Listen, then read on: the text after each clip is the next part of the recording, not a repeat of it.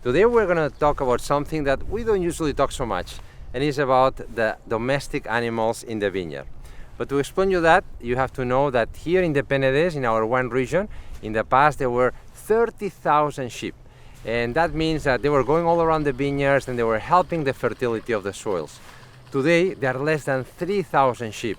So how do we do it to revert this? Today, we're going to talk with our own shepherd, who is Jaume Galan, and he's going to explain us how do we deal with our own sheep here and how they help the soils to be more alive. Let's go for it. Nim! Nim!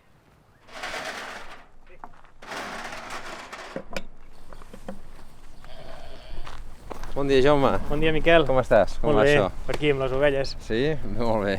Escolta, avui és un dia molt especial perquè teníem moltes ganes de fer aquest vídeo. Ja el vaig pensant des de fa mesos i era per parlar de les ovelles, al final, no?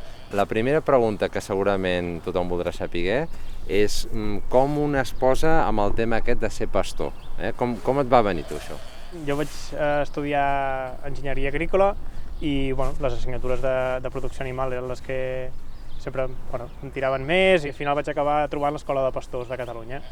Jo et volia preguntar què vas sentir o què va passar quan vas llegir que hi havia una posició, una feina per ser de pastor, però aquí a les vinyes. Ens va arribar l'oferta a la borsa d'exalumnes de l'Escola de Pastors i era una oferta una mica inusual. Us vau posar tots a riure ja, com dient, aquesta gent que demana. Sí, exacte, és un ramat molt petitet i pasturant a vinyes tot l'any, era una cosa curiosa. I ara, a més, des de fa poc tens un company nou, no? Sí, és un Border Collie, que és una raça que està molt seleccionada per això, i bé, l'estem ensenyant perquè ens ajudi a conduir el ramat de manera segura. Fora, fora! Geu! Geu! Molt bé!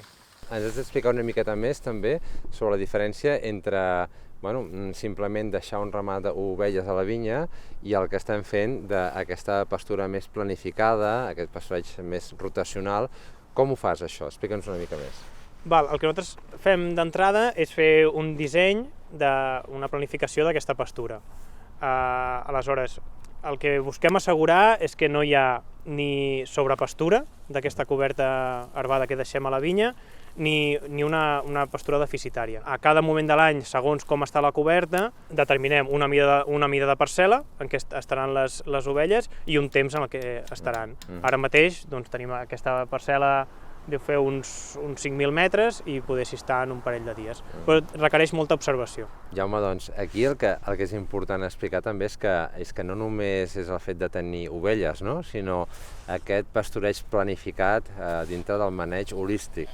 Com molt bé dius, al final les ovelles són una peça més, una pota més d'aquest maneig holístic de la finca, que el que busca és sortir una mica de l'objectiu principal, que seria la producció de raïm per fer vi, i començar a cuidar tot el que envolta aquesta vinya.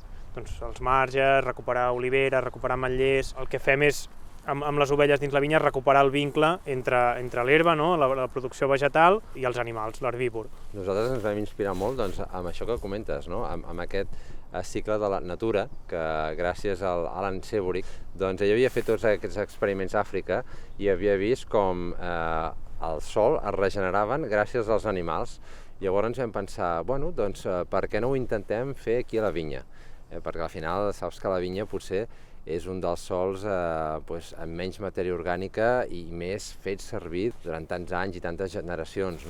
La idea és aplicar aquests conceptes perquè el sòl es torni a regenerar, perquè incrementi la biodiversitat, perquè puguem captar carboni. Jo crec que ens enriqueix el sòl, però també ens enriqueix a tots nosaltres. Això és una novetat en el sentit que ara per entrar a una vinya hem d'obrir la porta. Abans això no passava, no? Que sí.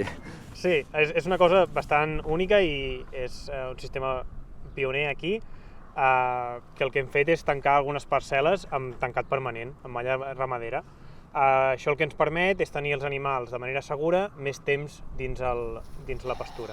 Això és el vellet fixe que tenim en parcel·les més grans, no? Però tens altres sistemes també per controlar el ramat?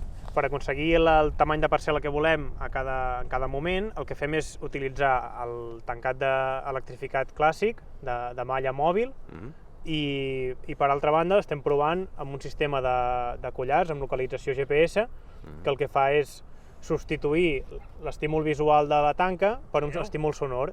Interessant també és que al final doncs, un art tan ancestral, no?, com és portar les ovelles aquí a les vinyes, no està en contra de fer servir noves tecnologies també perquè al final la feina es faci millor.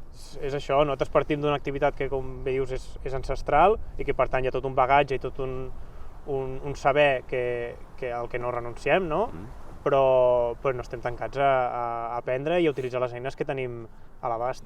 Bueno, Jaume, jo et deixo, que segur que tens molta feina, però vull donar les gràcies pel dia d'avui perquè ens has explicat moltíssimes coses sobre les ovelles i el ramat i ha estat fantàstic. Res, moltes gràcies a vosaltres per la visita. Vinga. I ens veiem aviat. Ens veurem, cuida't. Vinga. Adéu.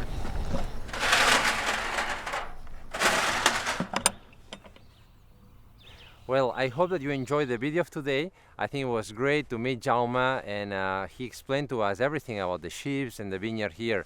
You see that it's not easy to manage animals, but it's possible. And it's very important because you see here all the connection that we have with the vines, with the grass, with the sheep. Everything is connected, and this at the end help us to make better wines. See you in next videos.